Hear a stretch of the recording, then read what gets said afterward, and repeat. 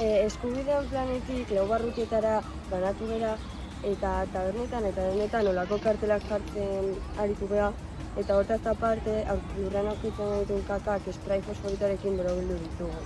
Iruditzen zegulako barruti ia guztietan kaka asko dagoela lurrean eta herriak, barrutiak garbiago mantentzeko iruditu zaigu kanpaina hau egokia dela.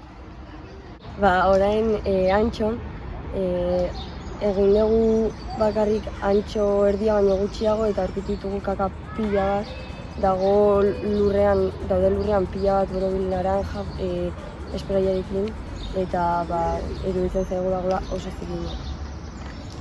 Eta pixkaldo txagarria ere bada, ze azkenean jabeak konturatu behar dira beraien txakurrak iten dula kaka eta jaso behar dute. Ze azkenean beraien ardura da txakurraren kaka jasotzea, orduan beraien ardura txakurra bada kaka jasotzea ere bada.